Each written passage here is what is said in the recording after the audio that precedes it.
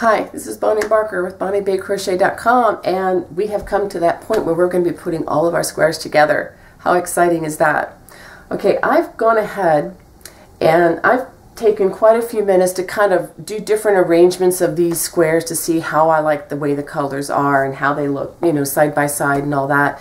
And it just so happens that the color of the rug that I'm putting them on is the same color as the trim that I put around the edging. So that was really helpful to me, kind of cheating maybe for some of you, but hey, it works, right?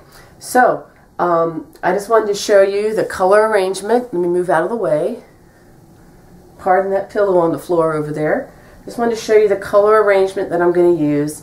I'm going to go ahead and include in the pattern kind of a, you know, a single letter, like for square, I guess using numbers, just number 1, 2, 3, 4, 5, whatever, and I will show you the order that I went in case some of you are trying to follow what I do exactly. But I just want you to be freed up to do whatever you want. I know some of you are using solid colors, and I'm really looking forward to seeing those. And I've seen some amazing colors. Some of you have posted on Facebook, and I just so really love watching your comments and seeing how you're progressing on this. Okay, so let's. This is the big picture.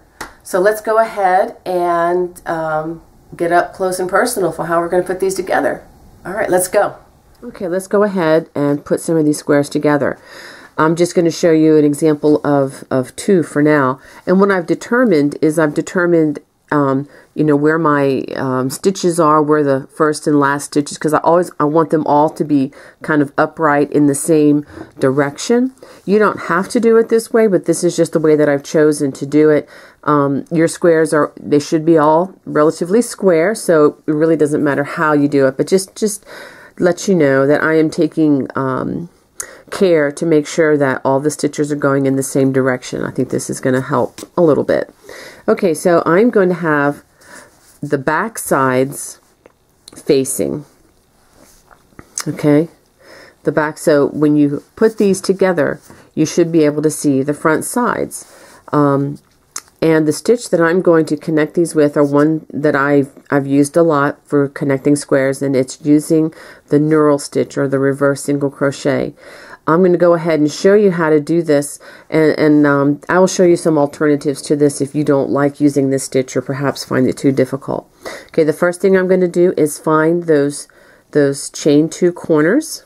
I'm going to stick my hook in both of them. Oh, and before I do that, I am using the size I or 9 or 5.50 millimeter crochet hook, which is the smaller of the hooks. It's the same one that I've used to do the edging, the last 2 perimeter rounds. Okay, so I'm going to stick that into both of the chain 2 corners. I'm going to pull this yarn through. I'm going to have a nice little, you know, long tail here, and I'm going to do a slip knot. But in order to do that, I'm going to put both strands. I'm going to wrap both strands around the hook, and then I'm going to pull as hard as I can because I don't want this to come undone.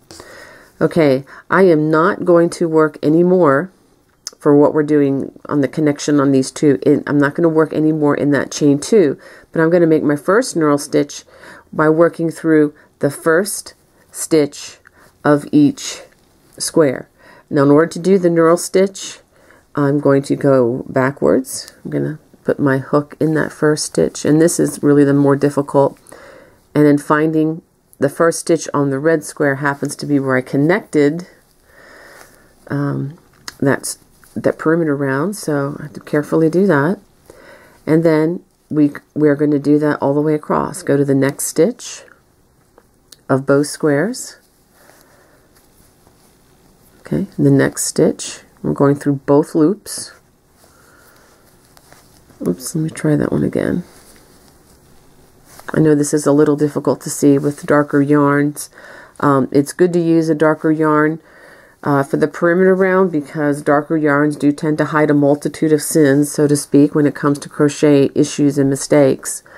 But it is harder to show up in videotaping, and it's also why you don't see a lot of dark yarns featured in photographs in magazines and such, is because it's really hard to see the designs. But up close, when you're not photographing them and you're just enjoying them in your home, they're fine. Okay, so I'm just working this very carefully, this knurl stitch. If you've never worked a knurl stitch, I would recommend giving it a little bit of a practice, maybe on a practice swatch, or you could just jump in with this. It can be a little tricky. It's usually trickier for seasoned crocheters than it is for beginners, because beginners don't know to be afraid of a lot of these things, and they just jump in and sometimes accomplish them without realizing that they've done something really difficult. But for a crocheter who's crocheted for many years, this is very counterintuitive. But go ahead and give it a try and take your time. I know I'm talking a lot right now as I crochet across this row, but this is the place where having the correct number of stitches along the perimeter round really makes a difference. And once we finish this, we're going to have 46 stitches. We are connecting at the chain 2, and as you'll see in just a second, we're going to end in the chain 2. We're not going to leave a knurl stitch there. We're just going to use that for connecting and ending. Well, I'm going to go ahead and finish doing these 46 stitches, and then I'll show you the last stitch.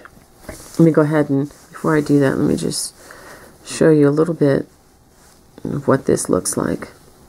After lining up each single crochet across with the knurl stitch, I'm going to work the last stitch is actually going to be a slip stitch. I put it into the chain 2 of both stitches. I pull it through and then pull the loop through. Give it a nice firm tug so that there's no extra yarn there, and give it a chain, give it another tug.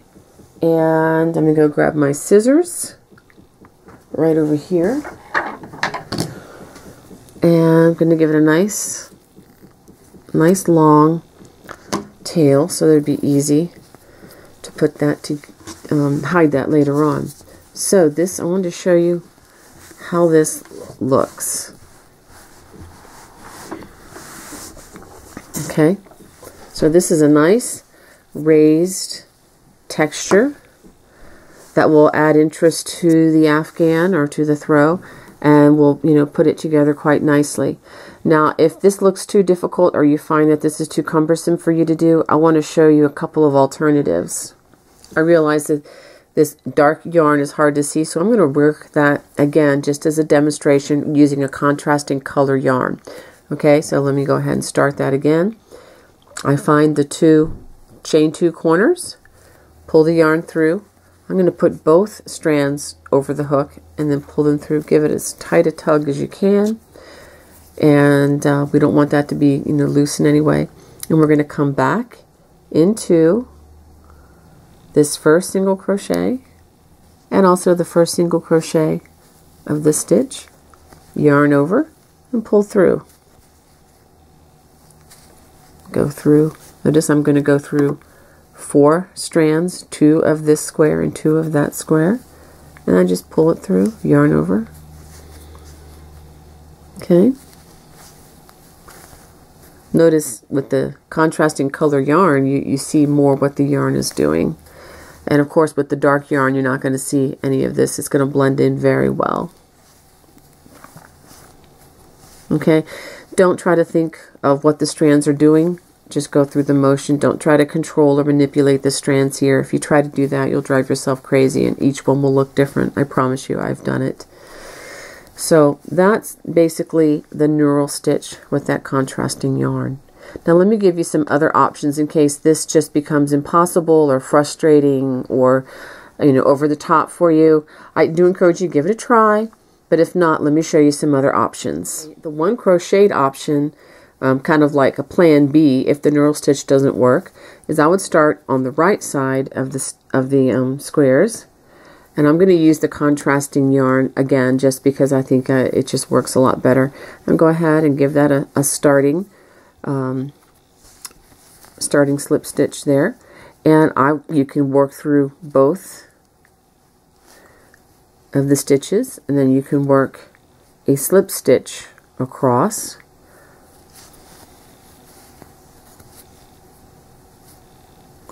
Now obviously you're going to see, you know, big contrast with this yarn, but if you're using the darker yarn, it will not stand out so much.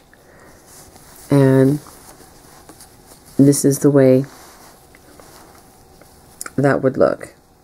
Okay, not quite as decorative or as interesting as the knurl stitch, but it is a possibility. Okay, and that's another possibility. And let me show you. Another option is just to use your yarn needle and use the whip stitch. I'm just going to show that to you using a single strand, but you can double the yarn if you want as you do this. I'm obviously not going to knot this because I'm going to be using something else, but I'm going to just as a demonstration to show you what I mean by the whip stitch. Going in through both stitches and just give it a pull.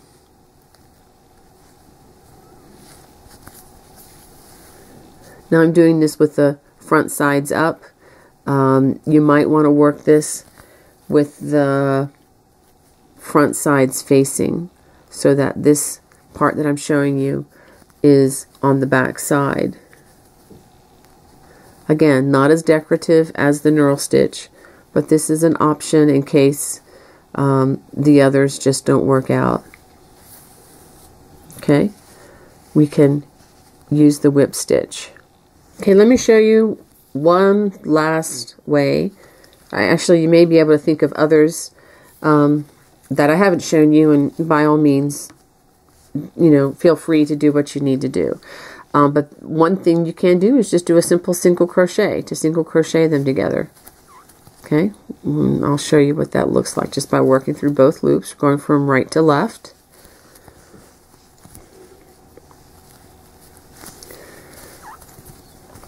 And again, just lining up those stitches and working them through. And that is another possibility. It actually looks similar to the slip stitch, but a little beefier stitch. So that's an option. I do hope the knurl stitch works out for you. Okay, once you've done five of these squares, you know, in a row or in a column, then you want to grab the next 5. I recommend you do five of these squares in a column and do a total of 4 columns. Okay, once you have 4 lines of these, then I would crochet the columns down one of the sides all the way down, and you would only have 3 large seams in that case. Okay, I've moved back out to my living room to show the next thing. Once we've sewn all of these together into 4 columns, just doing these individual short stitches, we're going to take each of these columns and I'm going to put them together, front side facing, and I'm going to start all the way on the left side in this left corner, and I'm going to work my knurl stitches all the way across from the left to the right, and I'm going to work 46 stitches across each square. When you come to the corners, I would work 1 in each corner, so you're going to have a corner here and then another corner right beside it. Just go right on through and finish it in that way all the way to the end. And each time, of course, you're going to be adding another long column. And once you go ahead and do that, then come join me and we'll show you the perimeter round around the entire afghan or throw, and then I'll show you the edging that I'm going to use. Okay, let's go. Okay, the next thing we're going to do is we're going to work a single crochet edging all the way around the perimeter. You can start anywhere really along the edge, or you can start in the corner. It's whatever you prefer. I'm going to go ahead and start mine in the chain 2 corner I'm going to single crochet in the corner and in each stitch all the way across each square. When I get to the corners of each of the square, I'm going to work a single crochet in each of those corners as well. This is really important. This is going to take the stitch count from 46 up to 48 for each square all the way across. Okay, it's really going to be important that you keep that across each of, especially across the bottoms when we come back after we complete this round and work the finished edging. Okay, along the bottom, total, along the sides that have the 4 squares, you should have 156 stitches. Then you're going to have the chain 2 corner, and then you're going to work along the side long ways where you have the 5 squares. Where you have the 5 squares, you'll have 240 stitches. Now, when you're working along the sides, you don't have to, count every single stitch. As long as you put 1 stitch in each stitch as you go, you're going to be fine with this. Okay, if you've kept the stitch count consistent on these squares, then you will be fine. After you do that, come on back and I will show you the next step in how to work the finishing edge. I'm going to go ahead and finish one end of the edge and show you what that looks like, and then show you how to do that. Okay, let's go ahead and do this next thing. Okay, now that we're done going all the way around the perimeter using single crochet, and that would be with the front side facing, okay, I went ahead and I did one end of the throw. I still have a lot of strings to hide, but I wanted to show you the design before we start getting into the nitty-gritty of how to do this along the edge. Okay, I'm going to show you up a little bit. Let me go ahead and show you a little bit closer what I did here. Okay, here's a closer view of the trim that I chose. Okay, and this consists primarily of 4 post stitches. These are using front post and back post double crochets, and then the 4 post cable that you should already be familiar with. That was back on block number 1 or square number 1. Okay, and then for the final row, I just finished the edging with 8 treble crochets, and I'll show you, more specifically how to work those. And these are worked, in the center of the 2 stitches here, and then anchored in between, or right in the center of these post stitches. Okay, now for any reason you don't like what I've done here and you want to end it with another preferred edging, you are totally free to do that, and I actually look forward to seeing some other ideas that you may have come up with.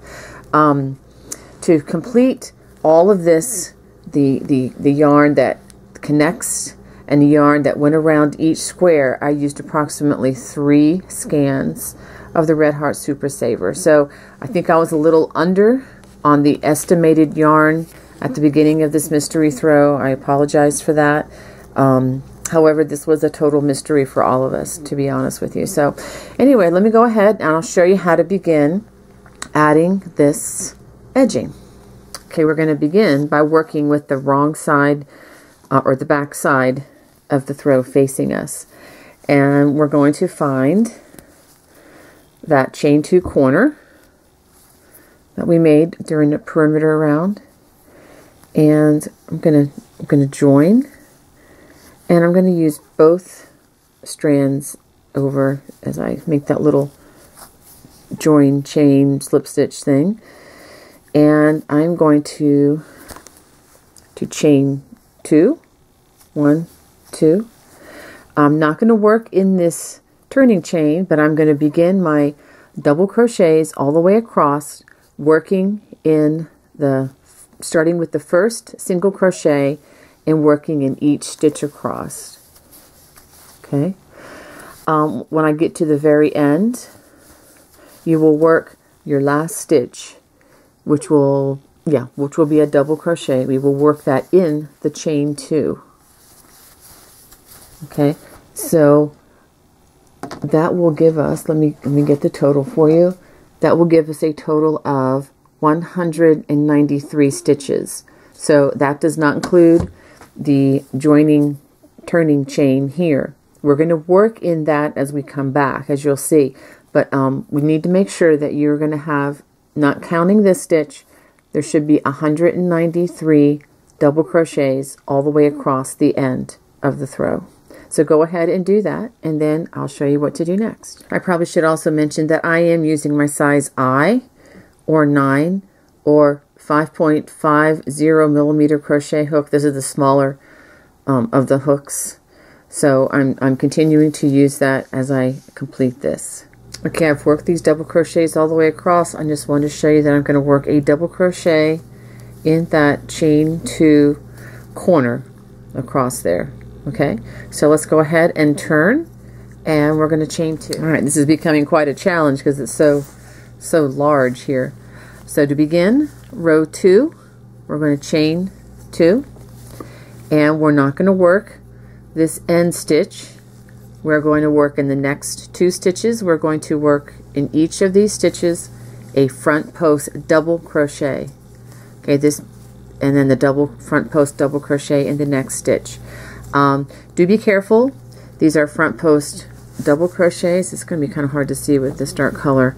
But the next 2 stitches, we're actually the next 4 stitches are going to be treble crochets. We're going to begin the crossing of the cables with that 4 post cable. We're going to skip the next 2, and we're going to work a front post treble crochet in the next 2 stitches. This shouldn't be a learning curve here. You should know how to do these already.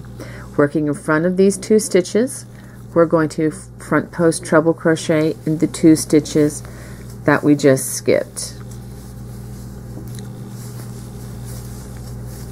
Okay, now notice that we only did 2 stitches here on the end to begin, and you're going to do this at the end. The last 2 stitches you will work only 2, but in the meantime, in between that, after you work that 4 post cable, we're going to work 4 front post double crochets.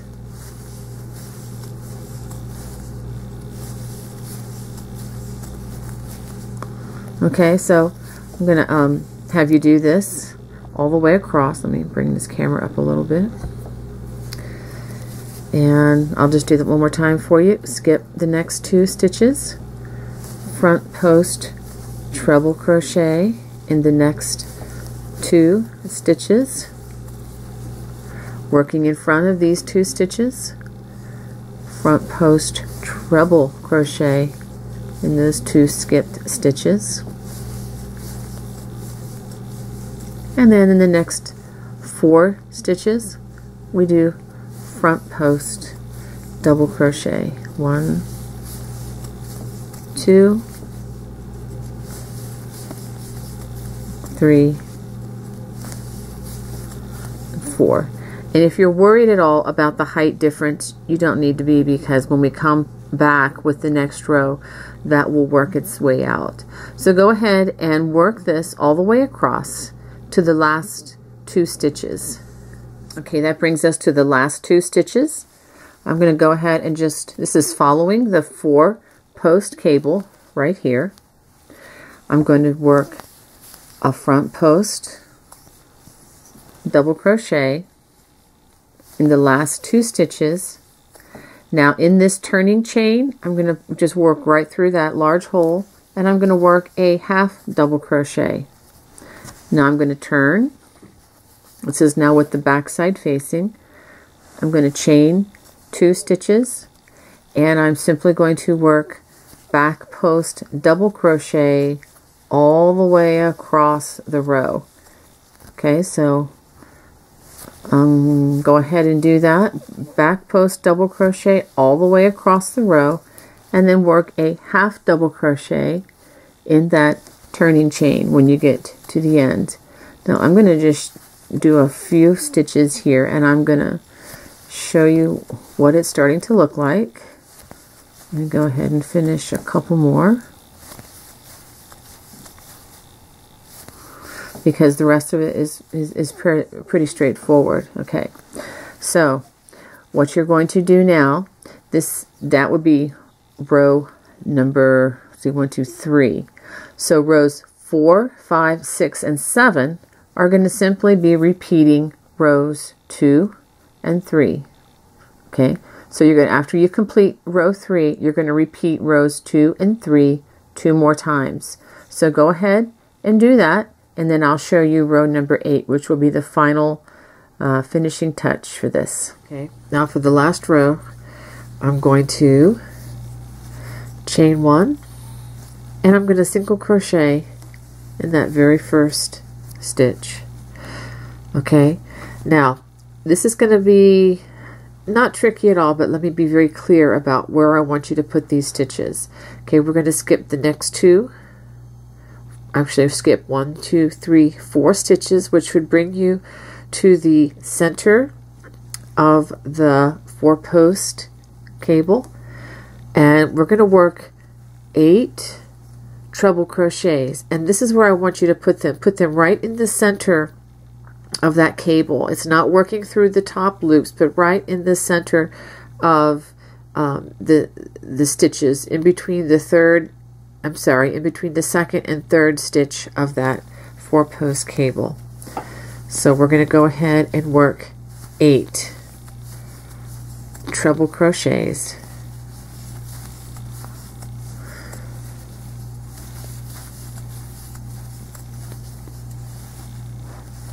Okay, I've got 4, that's 5, 6, 7, 8. I hope you can see the color a little bit better against the wood surface rather than the white board. Okay, so I have 8, and so now I'm going to skip the next 1, 2, 3, 4 stitches. So you have 2 stitches, which was part of that cable, and then 2 of the front post or back post stitches here, and then we're going to work a single crochet, and again go right between those. See the 4 stitches here, go right in the center, go right down here and do that single crochet, and then we're going to do that all the way across. We're going to skip the next 1, 2, 3, 4 stitches, and right in the center of that cable work 8 more of what they call the shell stitch.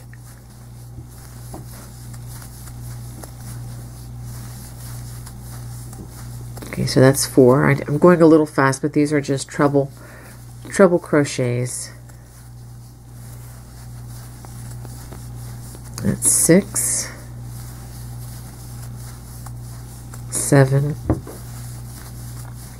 and 8. Skip 4. 1, 2, 3, 4, and then in between that space right there, make a single crochet. So this is the way it's looking. Okay, so go ahead and work that all the way across. When you get to the end, you're going to work your single crochet in the very last chain 2 turning space. I'll go ahead and do that with you in just a minute. Okay, I've worked this shell stitch all the way across, and I just wanted to show you the last stitch. We skipped the next 1, 2, 3, 4 stitches, and you can just go right in to this turning chain and work that last single crochet, and go ahead and make a chain, give it a tug. This is the final stitch. I'm going to go ahead and cut a strand, leaving a nice 4 to 5 inch minimum string so that it will be easy to hide. Okay, pull that through. Okay, let me give you a better view of this. Okay, so here is the finished edging. So technically we are finished with the crochet part of our project, but there is one last thing to do, and we need to do this many times over, and that is hiding all these loose strands. And if you're like me, you've probably got at least 100 of them staring at you. Okay, hopefully mostly on the back side. I just wanted to show you a quicker way to hide these if you don't have a method already. I like to use my yarn needle to hide these, and working on the back side, I'm going to go ahead and run these under stitches. There's no particular rule as to what order you do this in, but I'm going to run this particular stitch under all the 8 shell stitches. That should hide it sufficiently. But you can just hide them under, you know, all the stitches as best you can. And pull it through. It just makes it so much easier using this yarn needle. And then after I do that, I get my scissors and very carefully cut. Make sure you don't cut your stitches. And that stitch has been hidden quite well. So now I got about 99 to go. I just want to thank you for sticking with me. We are pretty much done, except for hiding those 99 strands that remain to be hidden. If you enjoyed this and this type of styling of cabling crochet, please check out my website at bonniebaecrochet.com, and I do have a page that lists many other different patterns. Some are free, some are books, and some are leaflets, and they vary in price, but I just want to encourage you to check those out. Maybe there's something that you would like to make for a gift or for yourself at some point. Anyway, it's been my joy. God bless. Bye-bye.